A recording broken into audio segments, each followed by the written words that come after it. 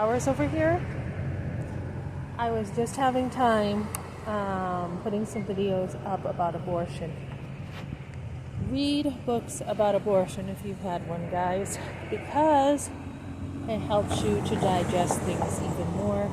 You're covering yourself.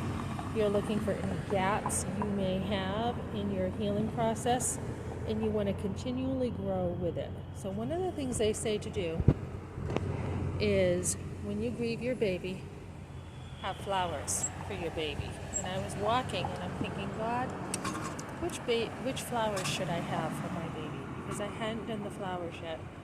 And I'm like, these are perfect, God. These came up in front of me and it's like, these are perfect. So what I want to talk about is many times women have after they have an abortion, as I'm walking now, this is coming to my mind, they walk home or they're riding home, whatever, and they feel a sense of relief.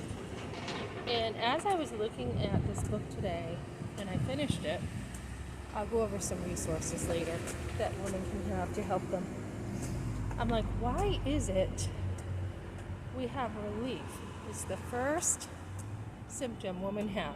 Like, phew, I'm not in trouble anymore. That weight is off my back. I can go on with my life now. I don't have to worry. The problem is taken care of. I remember walking home after the abortion on the highway. I had just been dropped off down the road, so my brother wouldn't know what had happened. It was all going to be a secret.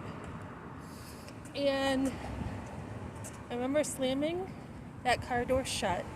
Not real hard, but it was emphasized that it was a slam. And I had just been so mistreated with an abortion. And then on the ride home, got the silent treatment from my boyfriend's mother, who was not happy. And by the time I got out of that car, it was over for me.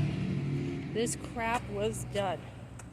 And I slammed her door, and I was like, never again.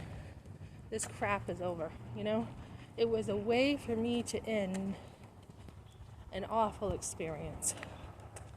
So not only was I brought there, in a sense, waiting to be rescued, not told what was going to happen, but I think seeing the blood put me in shock, because I honestly didn't know what was going to happen.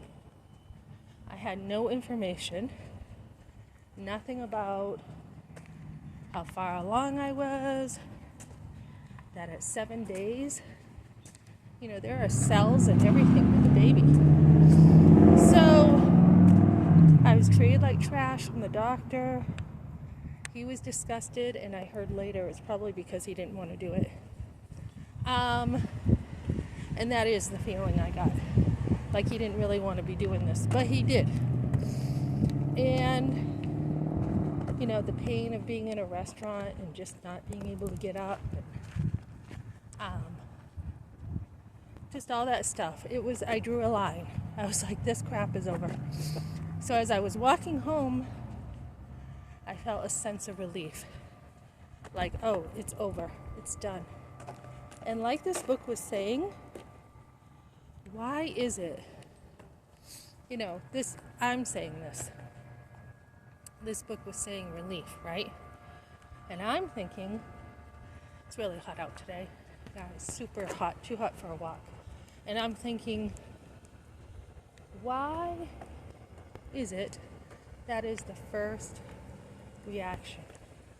And it's because the denial is so deep, so deep.